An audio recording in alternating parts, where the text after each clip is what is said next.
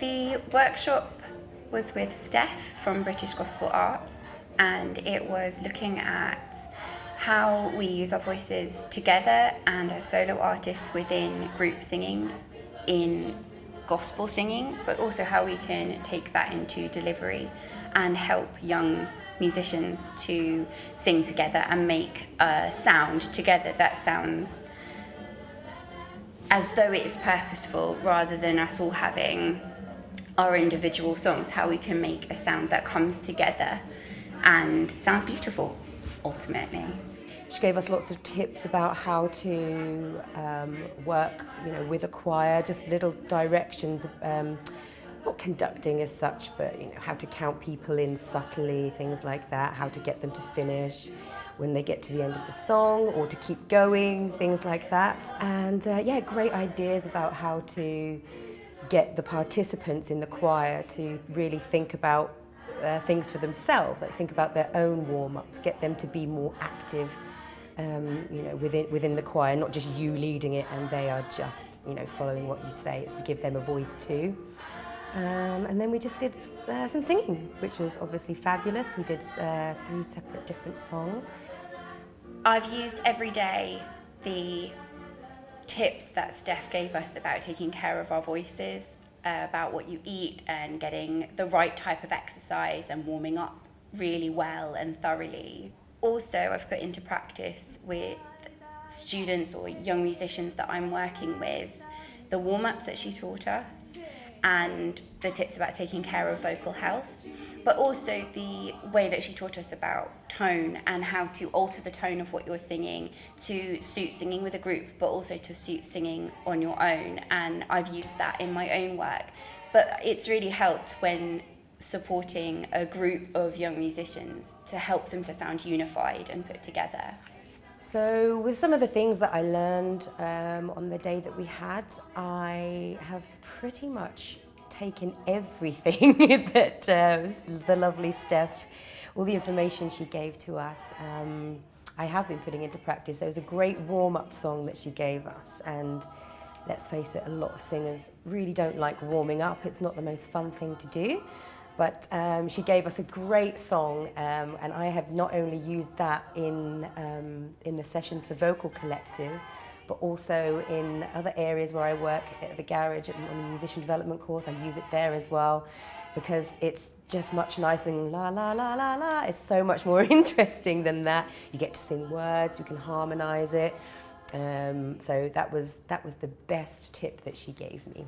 You can dramatically increase your lung capacity and the type of sound that you can make, as well as the notes that you can reach by warming up properly. So it's really important for professional singers to warm up, as well as younger students, and to get into that habit when you're really young, because ultimately the more you warm up, the better you take care of your voice, and the longer your voice will last and the better you'll sound. So the purpose of warm-ups really is to ensure that people who are singing their voices are warmed up. It does what it says on the tin. You wouldn't go and run a marathon if you're an athlete, or you're a weightlifter or anything. You always want to warm up first, and it's the same principle for your voice. You can't sing, for even if you're just singing one song, you should always warm up, because it protects your vocal cords and make sure that you're prepared for the vocal Olympics that you're going to be doing while you're singing. I definitely found singing with other professional singers in such a fun and relaxed setting the most enjoyable. It was great fun. It was great to learn a new style of singing and immediately to be able to use it with other singers, and to hear back songs that we'd recorded that sounded brilliant and sounded really good and fun and full of life. And that's always really enjoyable and really fun. Singing is the most enjoyable part of any workshop, because that's what we love to do. So it was really great to be in a room full of other people, all different abilities, different styles, and then we all had to sing together. We were essentially our own little choir for that day. And it was so much fun, because personally for me, I don't get to sing with other people very often. I'm usually a solo performer, or I'm teaching, singing. I don't get to perform and really sing out and enjoy that with other people. So that was really, really fun. I really enjoyed that.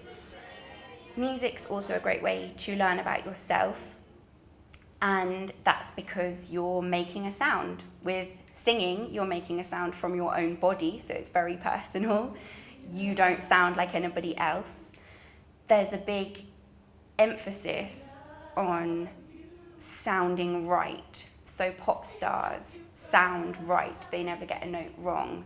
And I think coming to learn about how you sound as a singer and getting away from that influence of the pop charts where people are told they have to look and sound a certain way, and say, actually, no, it's fine. You can look however you want to look and sound how you want to sound. And I think as professional musicians and singers, we can really help young people by bringing them sounds that they wouldn't have necessarily heard in the charts, maybe older music or more alternative music, and help them find their sound and what they love doing.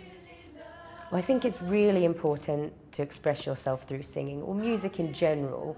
I can speak personally for me, being a singer, and I love to sing because I love to communicate.